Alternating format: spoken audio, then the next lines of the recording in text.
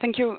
Thank you very much, Dan. I was just checking that it was working. So thank you, everyone. And I am really thrilled to have so many participants today. Some of them I recognize, and also colleagues from other agencies. Yes. So first, this is a webinar that WHO is providing as part of the massive online course that Basel Convention, International Telecommunications Union, several universities, NGOs, WHO, UNEP, many other agencies have put together on electronic waste. So this is, again, as I was mentioning about this online course, this is the third pillar. And I think the beauty of this is it really reflects on how this is a problem that we all need to work on and solve together. And so there is not just one issue here. Health is one of the issues, and some of the solutions and the issues lie with many other actors and many other agencies and many other groups than health. So this massive online course has 5 pillars, and the one that we'll be focusing on today, and this is a bit of an aperitif, is the one on health, and particularly child health. And I invite you all to go to the massive online course itself, because you will have there much more details than I will be able to give today. So you can also watch the video from the director of our department and many other directors of other agencies encouraging you to take this course. So my name is Marie-Noëlle Brunetries, and I work on children's environmental health in the Department of Environment, Climate Change and Health, as Dan mentioned.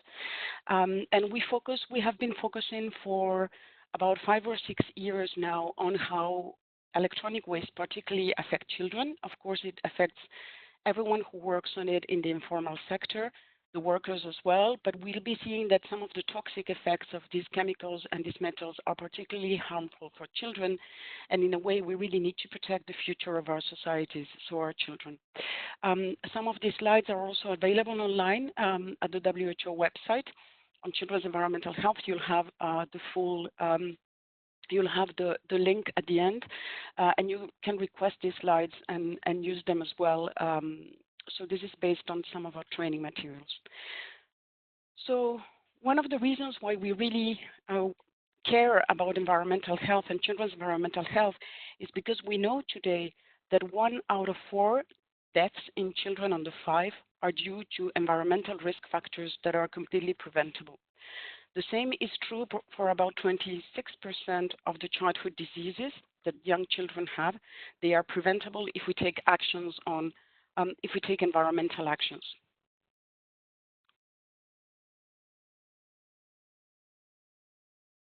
Sorry, Dan, I seem to have been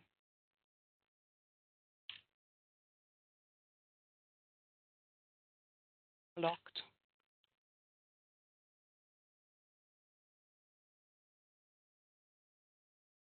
There we go. Sorry. And so when we talk about environment, these are some of the environmental factors that we're really worried about in the areas mostly of air pollution, water sanitation, hygiene and wastes, and chemical factors. Air pollution, of course, being very linked to climate change. But we also have been noticing with some concern that there are emerging environmental health risks for children that are new, and we don't have much information on, or at least we realize that the health sector doesn't see them as a health problem yet. And so this is one of the reasons why we are talking today about electronic waste. So the reasons why we focus on children are mainly 4. It's because we understand that children are not little adults. Many years ago, doctors used to treat children as the same as adults, but today we know they are especially vulnerable, and they have special characteristics that separate them from the rest of the population and actually make them more vulnerable. So these are the 4 main ones that we'll be looking at. First of all, children have their very unique exposure pathways. We know today that the placenta, for example, is no longer a barrier. Certain toxic chemicals and metals that we find in electronic waste can cross the placenta. They are also exposed to some of these chemicals through breastfeeding. They also have higher exposure levels because they put everything in their mouth, their hands all the time in their mouths. They also live closer to the ground, which which makes them more exposed to the fumes. For example, mercury is evaporated, especially at lower levels once it's in the ground, and so they can breathe it more easily. And of course, they also do not understand danger. And we know that electronic waste is being recycled in the informal sector many times by teenagers who may not be aware of the future health risks that this presents to them, or they may not care. And we also know that children are also exposed in the informal sector, either through living there or because of working because of their small hands. So exposures can occur to children, can occur either before birth, so throughout the pregnancy, in the infancy, and this can happen because either e-waste recycling is happening in their own homes, in their own communities, or also because the parents, for example, don't change their clothes or don't wash their hands or don't wash their bodies when they come home, and so they come in contact with all these chemicals. As children, again, some of them are working on electronic waste, and others are exposed in the same environment as in infancy, and then in adolescent we have, of course, this many of them work, and so we have this working issue. So I wanted to clarify that we have a lot of chemicals today. Chemicals like to bind to fat, and so they bind to breast milk, and so they can come. Children can be exposed, for example, through the breast milk of the mom. We do, however, in WHO recognize that breast milk is still the best food for a young baby and for an infant. So it shouldn't necessarily be stopped, even though in some situations we do have very high exposure levels. We also know that this affects, even before children are born, it may already affect spermatogenesis in males, so this already has also preconceptional effects, health effects, and also because many of these chemicals, particularly lead, it is deposited in our bones when we are exposed to it.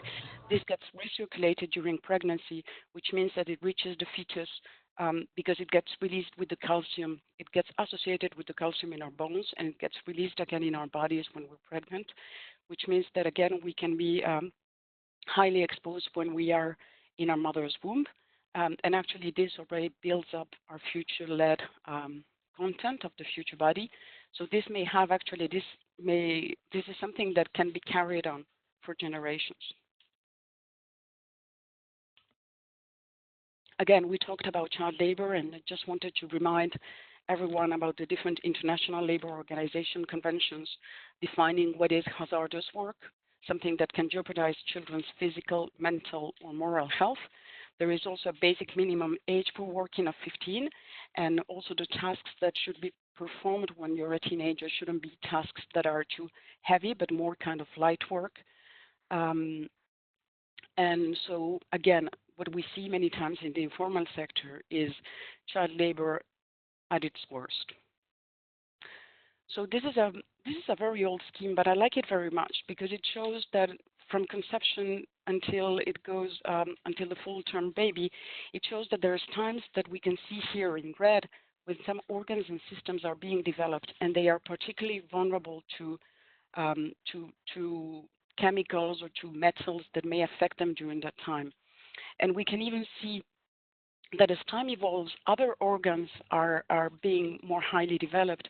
And so this is why we always say it's so important about the timing of exposure, because something may affect something earlier in pregnancy and a different organ system later on in pregnancy. We also have to remember that some of our systems, like the respiratory system and the brain and the brain system, continue to be developed, and the neurological system continue to be developed until about 18 to 20 years of age. So even if we're exposed after we're born or much later in life, these exposures count a lot.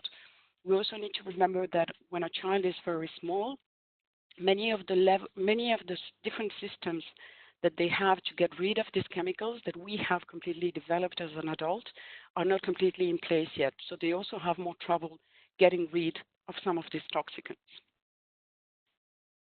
And the two last reasons why we focus on children so much, and we say they're not little adults when we talk about environment, when we talk about electronic waste, is that they have a longer life expectancy. Some of these components in electronic waste may be cancerogenic, and cancer takes many years to actually, it has a long latency period, and so it may appear much later on in life, even in adult life. So you may not see all the effects immediately like you would see with an injury, for example. And finally, children are politically powerless. We are choosing the world for them. They do not vote, but we know today, especially when we see all these children out in the streets marching on climate change, that they have rights and they want us to protect their rights. And so one of the reasons why I'm so thrilled to be here today is because I hope we can raise enough awareness and actions in the longer term so we won't see them marching in 5 years saying, why haven't you done anything on electronic waste yet? So environmental pollution related to electronic waste may be associated, well, mostly with these primitive practices, these informal practices, so open burning. Many of these materials end up in landfills. We have to remember that waste sites are also, for many children, are their favorite playground. They have so many different waste toys in there and so many things they can do in a waste site. And also because of the ways we recycle, improperly recycle and recover the materials. So we know that we have over 1,000 chemicals in e-waste streams, and some of them are valuable, like gold or copper. Others can pose serious health risks, like heavy metals, the polycyclic aromatic hydrocarbons that are released during burning. Also the PCBs found still in many of the old electrical equipment, brominated flame retardants, polybrominated diphenyl ethers, also some plastic components, and these are just a few examples. So when we look at different e-waste components, and these are just a few, we also see all these different metals that are in there, and many of them, there's also a lot of persistent organic pollutants in there, which is very worrisome because we cannot get rid of these pollutants so easily. They remain in the environment. They remain in our bodies once we're exposed. They remain also, they get attached to the fat of the animals. And so even though some of them have already been addressed by the Stockholm Convention, we still see them around in our environment. So the pollution we're creating today because of bad e-waste recycling may stay with us for many years. So as I said, children may be directly working with electronic waste and so may be exposed to corrosive agents, toxic air particles, also high levels of toxicants at the site. Many of these places where e-waste is being recycled are poorly ventilated. Many times this recycling happens inside the home. I have seen houses where or in slums where they recycle electronic waste where actually the children's rooms themselves are separated by batteries. Often the gardens are non-existent because there's such big waste piles out there just for the constant recycling that they are continually exposed to high risk of injury. And also when we measure the levels of lead, for example, inside the house, they are extremely high.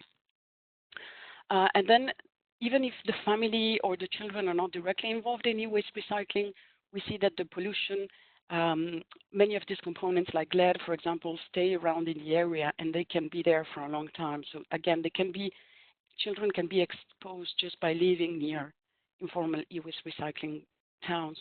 And of course, it's not only the soil that is contaminated, but the air, the water, and also the food. And I mentioned last time, there was this IPEN report last year that mentioned that one of the eggs from the Abogloshi site in Ghana had way higher levels of dioxins than are allowed to be ingested by WHO per day, or than are recommended to be ingested by WHO per day. So this is only one egg. Imagine all the rest of the food that is locally produced. So we worry about children because this is not just a matter of environmental pollution, this is a matter of human health. We often have a report from our collaborating center in Uruguay. It dates of a few years now, but if you look at the town of Montevideo, it has a lot of lead problems, traditional lead problems. And today, 24% of the high elevated blood levels they are seeing in children are actually due to the burning of cables all over town. This leaves like black spots where children live around and they live in those areas. And so basically 25% of the high blood levels we have today in Montevideo are due to electronic waste, which is something quite striking. So a few years ago, WHO and WHO collaborating centers worked together on a systematic review to find what were the main health effects due to bad electronic waste recycling. And these are some of the ones we found: problems in thyroid function, in lung function, adverse birth outcomes, decrease in height and weight, problems, behavioral attentions, of course, and DNA damage, which may lead to problems again later on in life. We also know that many of the components in e-waste contain heavy metals and chemicals that are extremely damaging to children's neurodevelopment. And so, in a way, we can once a child has been exposed earlier on in life, I mean, this damage is often irreversible. And so, that child may be able to go to school, receive proper education, but probably his or her IQ has already been diminished, and also neurodevelopment has already been impacted from earlier on. So that learning potential, that thriving potential, that societal potential has already been quite diminished because of these exposures. So we see multiple toxic effects on lead from from e-waste from a systematic review, but also from other more recent literature. And as we mentioned, it can lead to neurodevelopmental deficits, damage to the blood and cardiovascular system, respiratory diseases, skin problems, gastric diseases. And we also know that e-waste workers have very high incidences of birth defects and infant mortality. So what we know so far is that there is evidence of contamination, of exposure. The toxic effects are very important among those who are exposed. There is a very important vulnerability in children, particularly because of what we just saw.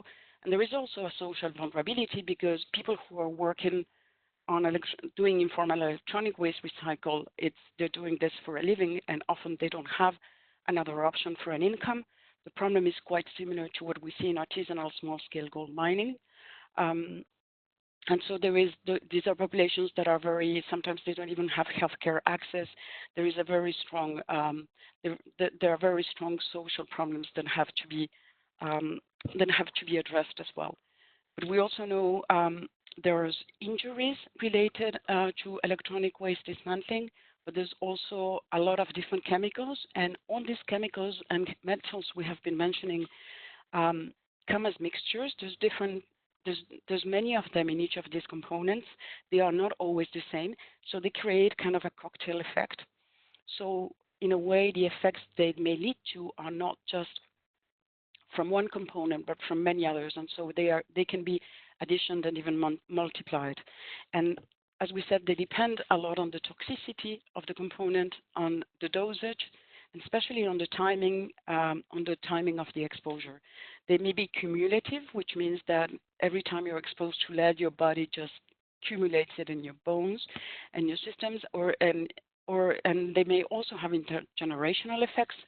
And some of these effects may only be seen later on in life, as we said, and have long-term consequences. So now that I have scared you, I have to tell you that this is also a very unique moment. A few years ago, we were discussing the Millennium Development Goals, and it was very difficult to see how health and environment would work together under those. Today, all the countries have taken this commitment to realize the Sustainable Development Goals, and so there is action all over the world for all of us to work together. And I think we often say in WHO our main Sustainable Development Goal is goal number 3, which is the one about health, and we like to think in our department that is not the health goal. That is actually the disease goal. It's the one about vaccinating and curing diseases. And all the health-related goals are everywhere else. And for electronic waste, for example, the one on decreasing chemicals and achieving a sustainable and sound waste management, which are more implied in other goals like number 12, they are there. So I think we have an opportunity today where the world is listening, the world is trying to find solutions to these problems, and we have all realized that we can only do it by working together. So I think we have an opportunity now that we didn't have before. So in order to prevent children being exposed to electronic waste, we also have to work at different levels, as you may imagine, at global level, at national and at local level. For international level, I'm just going to be given a few examples now. And at international level, for example, we have now in the past 10 years, we have a series of World Health Assembly resolutions that have been voted by and accepted by ministers of health. We particularly have one on the role of the health sector in the chemical and waste management, trying to achieve a sound chemical and waste management. So we do have our own audience, the health audience, engaged in addressing these issues. In WHO, we started a few years ago an initiative on electronic waste and child health, and these are the main objectives of this initiative. We basically realized that the world didn't know they had a health problem related to electronic waste, and that we had our part to play as part of what other sectors and other agencies were doing in the context of electronic waste. So these are some of the things that we have been working on in the past few years, which is one is increasing the evidence and knowledge base, raising awareness and communicating on the health impacts, building the capacity of the health sector to better protect children, and again, to raise their awareness, but also to give them tools with ways in which they can provide good advice and have these children protected. Promote the monitoring of exposures to electronic waste, work with other sectors to implement the right policies, and advance specific research, mostly on the impact of interventions. And I think that health has a really strong role in that, seeing if, for example, if the blood levels lead levels decrease after certain interventions, actions or policies are put into place. So this is just to mention. Well, I will mention it after. So anyway, this is going to give just a very few examples of what can the health sector do, what can a healthcare provider do. We believe that the ones best positioned to address this issue work. I mean, of course, we have the ministers of health at national level, but at local level, it's primary health care. It's community workers, community healthcare workers, the people who are working with these affected communities all of the time. We must always remember that doctors, nurses, primary healthcare workers are regarded as are admired and members of society, and they are listened to, and what they say has a lot of weight with the communities, which is why I think when they come with a message about child health, people may not care if you tell them, oh, you are working on this and it's harmful for you. But if you tell them it's harmful for your children, they might listen differently. So these are some of the things that we believe healthcare providers are really well positioned to do.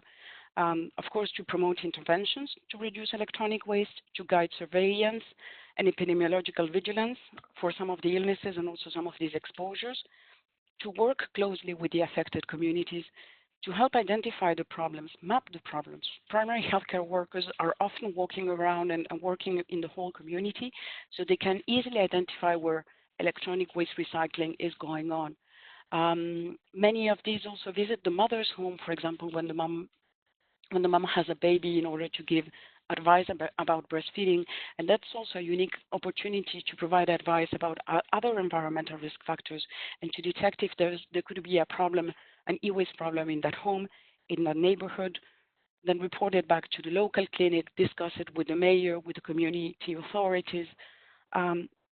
Anyway, so it's really important that they are aware about e-waste as a health problem, and they also identify it and identify the exposures. They can also diagnose the exposures and treat the health effects. They can educate other healthcare professionals. I mean, in an ideal world, this should be a part of what all health-related education and universities should be providing. I mean, awareness about this should be included everywhere. It's not there necessarily today, even though the path is being opened. But there's many other opportunities, especially as postgraduate studies or in conferences or in weekly meetings where all of these the issues could be discussed. Again, they need to promote policies for the safe management of e-waste, and these are policies that may be relevant to other sectors. For example, also trying to push for, and that's the final point that I put there. Many of these chemical and waste conventions have been signed by countries, and so they can be listened to and lobby for the actual implementation of these conventions, trying to stop electronic waste being imported illegally, for example. So when we talk also, we could go into more depth in here, and you can go into more depth in the MOOC, but they can also monitor the exposures, as I said, perform monitoring in the workplace and surroundings, use pre and post intervention data to see if policies and actions are working, take advantage of handheld devices. Some of these monitoring, especially biological monitoring that I give examples there, can be very expensive, but other kinds of monitoring, like for example, measuring lead, is quite easily doable, even if the local capacities, lab capacities are not completely into place, and it's not very expensive. So it's a matter of deciding locally with the in each community, in each country, in each place, which is the best way to monitor all these interventions and to be able to monitor as well how exposed communities are.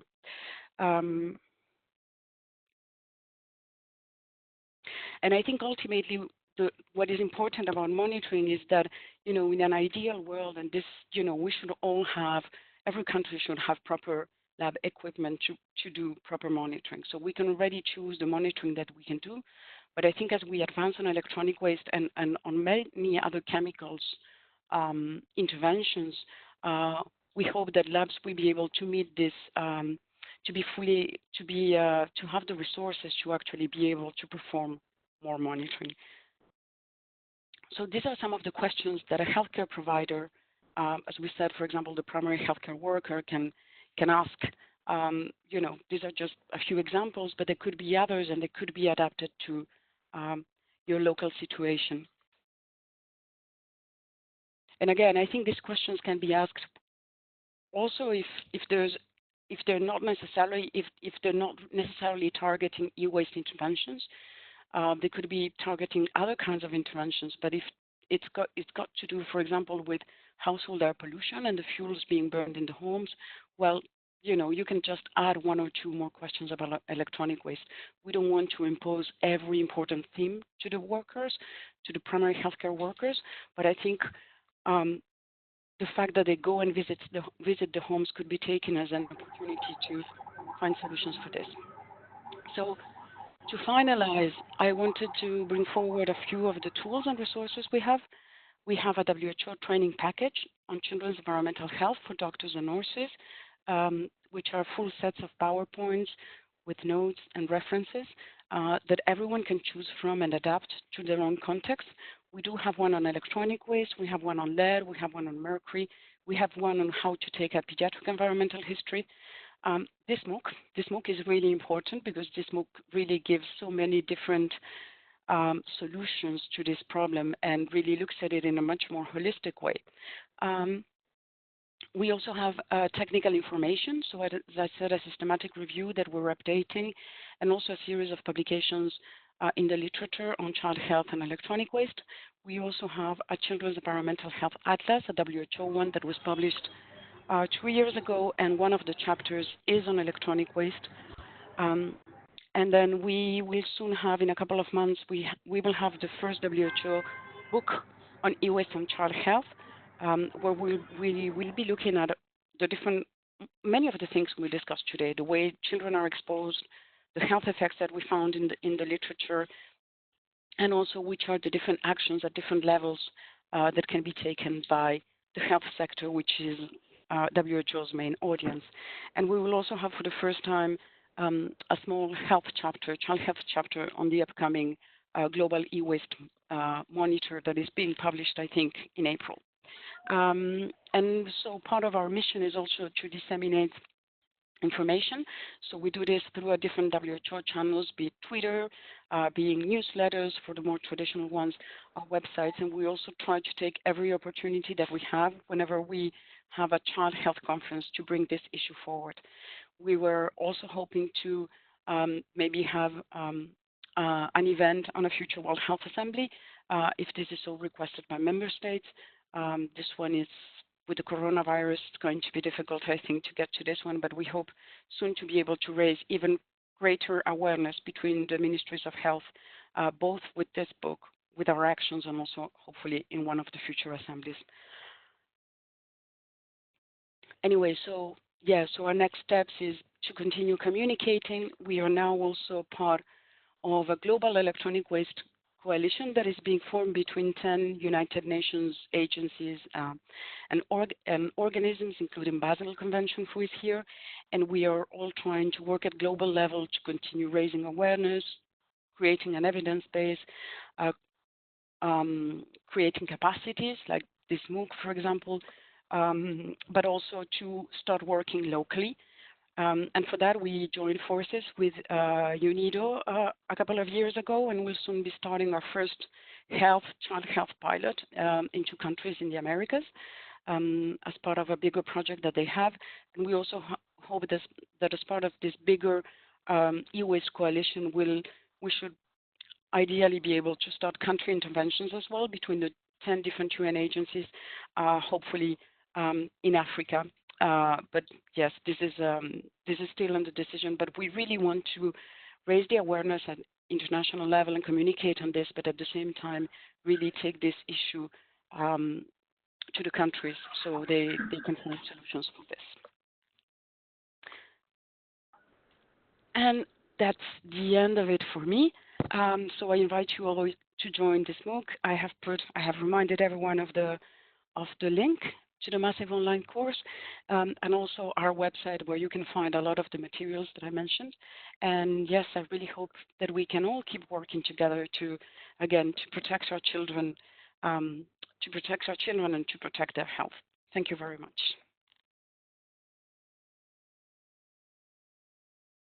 Thank you, Marisa.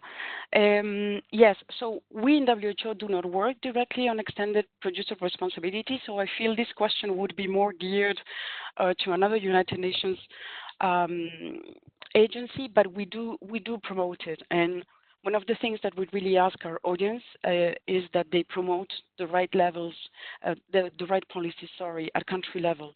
And this is certainly one of the policies that we will be featuring in a book as one of the policies that have to be encouraged. So I think the importance of health is a very strong message that can be used, that should be at the center to promote the action on all these different policies. So yes, and one of the things that is definitely of a lot of relevance, Marisa, is substituting these toxic materials, because we would no longer like workers of the future to still be exposed to some of them. Some of these are not necessarily always easy to replace, and I think it's a difficult balance, and it's one of our research priorities is trying to see what can be replaced with what, because unfortunately in the past, in other areas, we've replaced things with other things we had less information on, but it didn't really mean they were better. So I completely agree with your point, and I think this is one of the areas where we should really put a lot of emphasis on and research. Thank you, Marie-Noëlle. I see that Alfredo Cueva has asked for the floor and Leslie Adogame. So please, Alfredo first and Leslie after. Alfredo, please unmute your mic. Yes. Can you hear me? Yes, please go ahead. First of all, I would like to thank Marie-Noëlle, the World Health Organization, and the BRS Secretariat for putting together this excellent webinar. I think Marie-Noëlle delivers key messages to everyone. First, that children are particularly vulnerable and politically powerless. In second place, that these primitive waste management practices are likely to pollute the environment and pose hazards to health. And child labor and domestic household practices aggravate the problem. I think the clear important point to me is that she points out that exposure to a mixture of chemicals creates more complex effects than for single chemicals or substances. And finally, she points clearly what to do. I think from the World Health Organization view, it's important to pass resolutions by their governance bodies. Also, it's very important to continue with this World Health Organization initiative on waste and child health. And finally, involving the health care providers.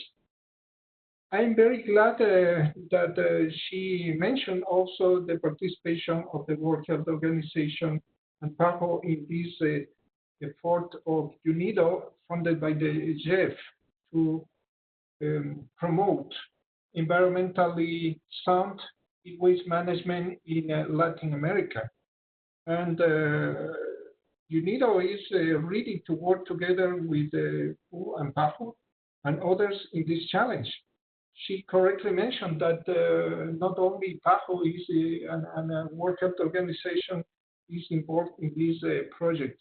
Also, we are working together with other colleagues from other UN organizations part of the Waste Coalition and with others that are not UN organizations but are fully involved in this in supporting this kind of waste management.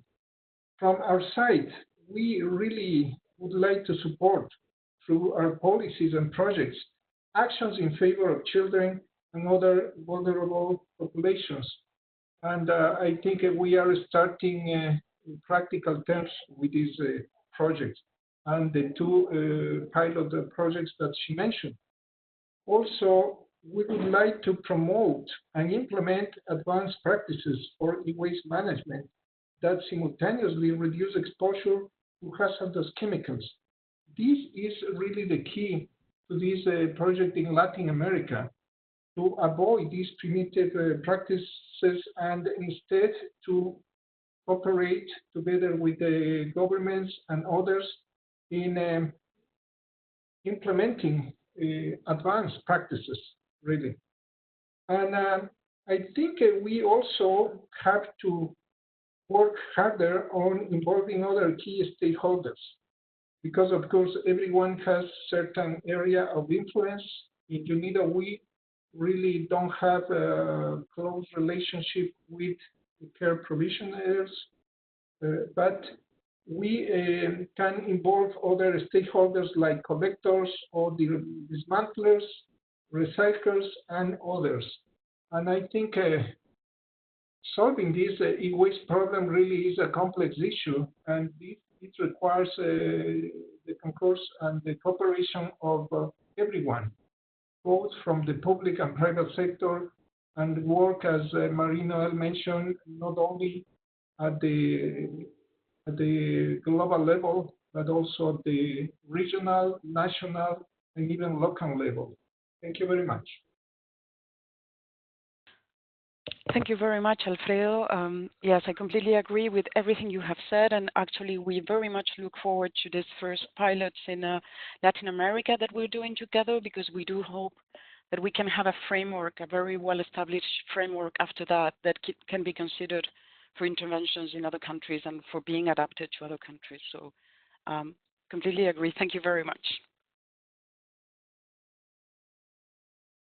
Thank you, Marie-Noëlle. Leslie, can you please take the floor? Mr. Adegame? Okay, thank you very much. Can you hear me? Yes. Can you hear me? Yes, we can hear you. Please go ahead. Okay. Thank you to everyone and Mary for. Okay, I say thank you to everyone and Mr. to Adugami, marry Mr. Adugami, for your line is bringing Leslie. This issue. Mr. Adugami, can you hear me? Important issue. Leslie, can you hear me? Into focus, particular. Can you? Send your message via chat because Can you hear me? We can't hear you well. Your line is very bad. I can hear you. Can you please send your question via chat? Can you hear me? Leslie, can you hear me? Hello. Marie-Noël, I think we're going to go. We're going to continue. Leslie, we're going to send him a message. Okay, I'll do the.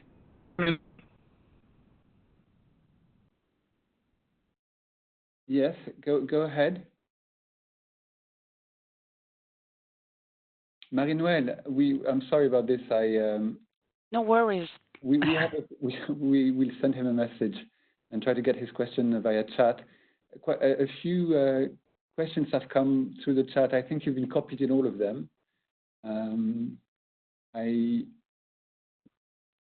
One is from Shiba asking which geographical location has more e-waste related problems in children. Where have you found that e-waste related problems in children were most located in geographical locations?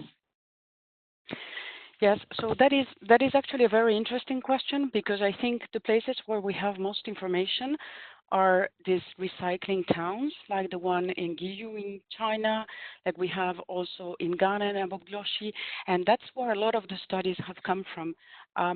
But that doesn't mean that the rest of the countries don't have an electronic waste problem, and there's other hotspots in the world as well. We have about 18 or 20 at least identified in a recent literature review. That will be publishing with a map in our publication in 2 months. But the reality is that electronic waste is, and bringing it back to Montevideo, it's something that is happening all over the world. I think every region of the world, every country in the world probably has an electronic waste problem. Because this is happening as part of waste recycling, and we all have waste pickers. We all have informal recycling being done in slums. It's only that electronics has now become very attractive because of its components, and because it also gives a certain status to the people working with that, which is better than others, but than those working with other kinds of waste. But basically, this is happening. I think wherever you have a waste site, wherever you probably have an electronic waste problem. Other thing that happens in many countries is people go door to door and they ask for your old electronics, even if they don't work anymore, to take them back home to the workshops and recycle them. So even though most of the information comes again from Ghana and from China, this I think children of all the countries, at least all the countries in Latin America, in Africa, in Asia, are concerned about this. Marie-Noël, I'll take the next questions from the chat, which is from Vera Ngowi. I'm glad to know that the Basel Convention Secretariat is around. I wanted to know how we can be assisted to stop the transfer of obsolete electronics, computers, phones, etc., to Africa in the name of reconditioning and recycling. I'm not sure that Marie-Noël can answer. Just Marie-Noël, correct me if I'm wrong. But others, yes, go ahead. Yes, that's more for the Basel Convention. That's what I was going to say. And unfortunately, I can't respond to this question right now, but some of the questions received today will not be answered today. So I suggest that to Ms. Ngowi that this question will be answered at a later stage and published on the webpage of this webinar, if that's okay. And then I would then take the next question, which is from Gerardo Canavati, who has sent a question and asked for the floor. So I would urge you to take the floor, Mr. Canavati. Can you open your mic? Gerardo, can you speak up? I've opened your mic. Yes. Can you speak closer to your mic, please? Your voice is very faint. Okay. How are you, everybody? Please pose your hear question. Yes, please go ahead. Okay. The problem that I see is we can know what's the problem, we can know what's the damage on health, and we can know how to manage all the materials. But the authorities of the sanity of health in each country are lack of culture. They think that there is no way to process in an environmental sound matter with recycling in the responsible way of electronic waste, and also doing best practices without harming the environment and confining the toxic elements in the proper way. Okay?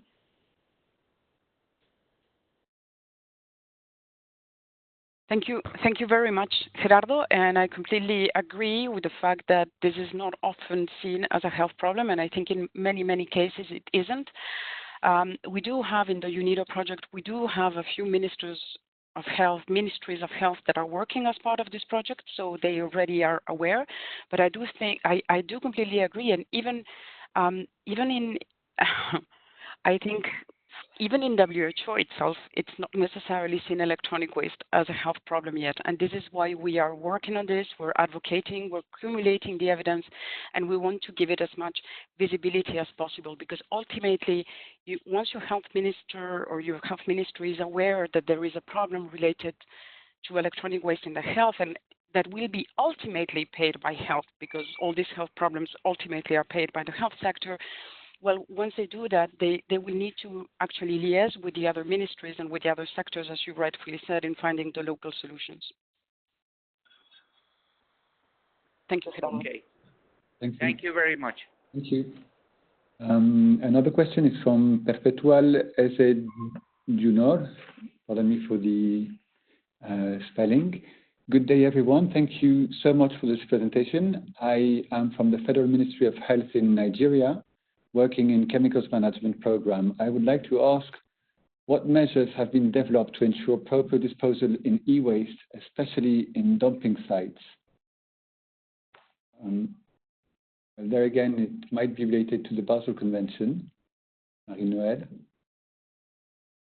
Yes, e-waste should not be disposed of in dumping sites, but yes, that's again probably more for Basel Convention. Okay, then this is a question we will publish at a later stage.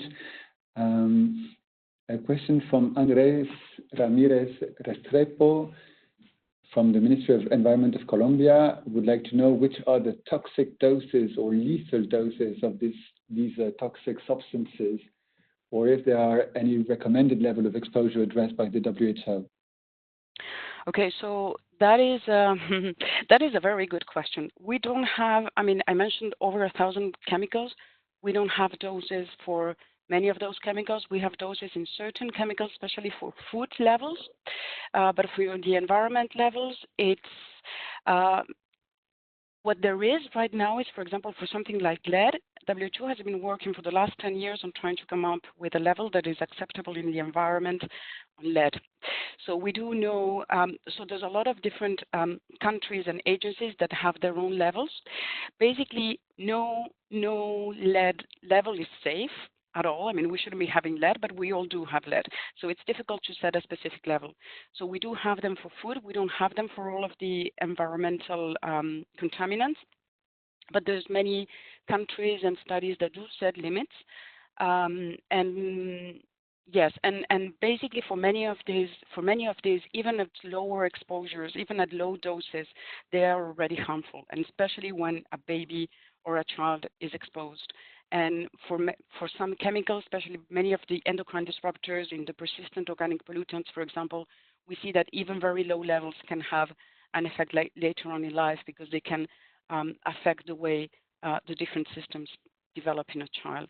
So I wish I had a more straightforward answer for that one, but we don't always have levels for everything. Noel. And Andres Ramirez said thanks via chat. We have received the question from Leslie Adogame, who works for SWADEV Nigeria, an NGO. So he writes, "Thank you, WHO, for bringing this issue to global attention. I am very worried that WHO does not seem to have in place a coherent strategy for dealing with the issues. WRT collaboration, WHO focal point on chemicals with regards to MEAs implementation is not readily available. WHO are the contacts, and what is specific in the WHO intervention in African countries. For example, in Nigeria, it has been very difficult to get WHO's attention on these issues. How is WHO working with the health ministries, for example, in Nigeria?" Marie-Noëlle, I don't know. Yes. Thank you. Yes, so, well, actually in Nigeria, when we had the last global e-waste coalition meeting, we had a participation from the Ministry of Health in Nigeria, and also a focal point in WHO dealing with the chemicals and wastes. And that is one of the countries, I mean, this is absolutely not confirmed, but it is one of the countries where we hope the coalition as such can have an intervention in the future, because the country has asked for support and we really see the need there. So hopefully one of the first coalition pilots could be there, though I cannot confirm it yet until the coalition has done it. But there was definitely an interest from both the WHO country person and the Ministry of Health to have work done in Nigeria. Marie-Noëlle, a few more questions in the chat. One is from Adelise Barrera. If people keep electronic devices in their houses, but devices are complete, not sure what is meant by this. Can these devices produce contamination? No, the contamination happens when we tear them apart and when they're broken. Just make sure that your children cannot reach them and put them in their mouth or anything, because they do have, a lot of toxic components inside. But the contamination comes when things get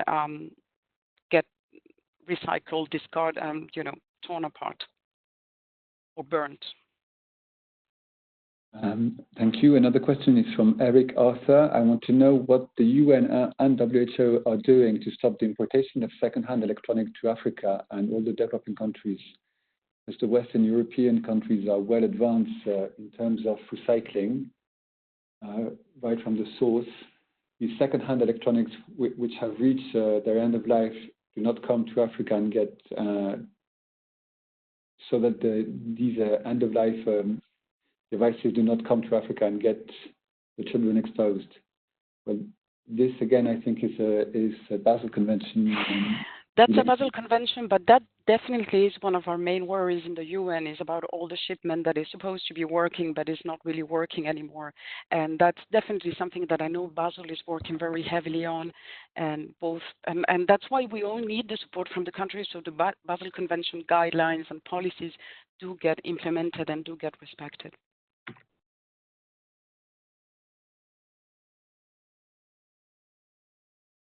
Thank you, Marie-Noëlle. We are getting close to the end of the session. I see some more questions coming.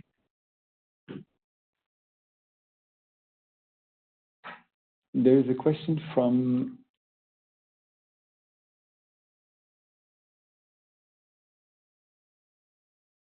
one moment. This is Suzanne Quassim from the UK Department for Environment, Food and Rural Affairs. Thank you for your presentation. Has the e-waste related suspected POPs biomonitoring data you mentioned been published?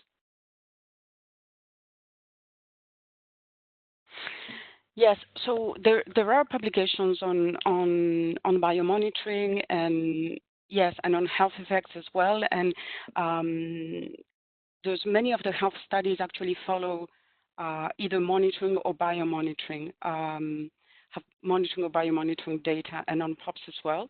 So there's studies available in the literature, and again, we're compiling those for our WHO publication. But yes, what I wanted mostly to mention about the monitoring and biomonitoring was to give ideas of ways in which this can be measured. There's so many different chemicals I was trying to put together what we are trying in WHO to put together a list of those that make the most sense, and also at the same time those that are maybe the cheapest ones or the ones that are more readily available for developing countries. Thank you, Marie-Noëlle. We have more comments than coming in, but this I think we will include in the publication of the Q&A on the website. We have come to the end of the allocated time for this session. So I'd like to thank you all for your participation. Very deep thanks to Marie-Noëlle for your time and this and your presentation. And I will send Marie-Noëlle's presentation in a follow-up email later today, so you will receive it very shortly as a PDF file. And I would like to inform you that a third webinar session in relation to the MOOC is scheduled for the last week of March and will focus on standards for e-waste and waste ICT management from the perspective of the International Telecommunication Union. So the invitations will be sent out shortly. The dates haven't been finalized yet, but this will be on the last week of March. Pardon me. I'm now going to close the meeting, and I thank you all again, and hope we will be seeing you in end of March. Marie-Noëlle, do you have a few words or? No, I just wanted to say thank you for dedicating a whole hour of your lives to hearing the message from WHO on this. And actually, I'm quite encouraged to see so many different people, from so many different countries, and also working on so many different areas. And you know, in a way, we are all trying to solve this problem together. And it's a relatively new challenge for us. So it's good to see there's so much will and so many ideas, and you know, so it's been wonderful. Thank you very much. And bye-bye to all.